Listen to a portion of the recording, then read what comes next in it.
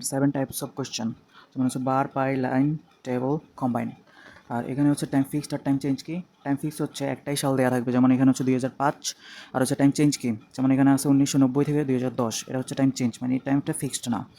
তারপর এখানে আছে ম্যাপ আর ডায়াগ্রাম। ডায়াগ্রামটা কি, এটা হচ্ছে প্রসেস, কোনো একটা মেশিন মানে কোনো কিছু তৈরি অথবা রিসাইকেল প্রসেস থাকবে।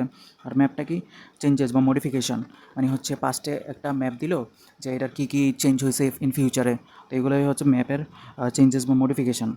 তারপরে হচ্ছে লেআউট ফর টাস্ক 1। এটা হচ্ছে প্রথমে আছে ইন্ট্রোডাকশন। ইন্ট্রোডাকশনটা কি, আমাদের যে কোশ্চেনটা থাকবে সেটা প্যারাফ্রেজ করে হচ্ছে, প্যারাফ্রেজ করলেই হচ্ছে ইন্ট্রোডাকশন লেখা হয়।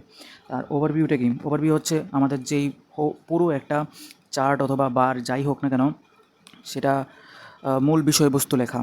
আর নো স্ট্যাটিস্টিক্স মানে এখানে হচ্ছে কোনো নাম্বার মেনশন করা যাবে না, মেনশন করলে পয়েন্ট কমে যাবে। আর বডি 1 আর বডি প্যারাগ্রাফ 1, বডি প্যারাগ্রাফ 2 কি, আমাদের যেই মানে ওভারঅল একটা যে আনসার হবে বাড়ছে বা কমছে, সেইখান থেকে অর্ধেক লিখব প্রথম বডিতে আর অর্ধেক লিখব দ্বিতীয় বডিতে, সেটাই হচ্ছে বডি প্যারাগ্রাফ 1, বডি প্যারাগ্রাফ 2। তাহলে হলো 4টা part: introduction, overall, body paragraph 1, body paragraph 2।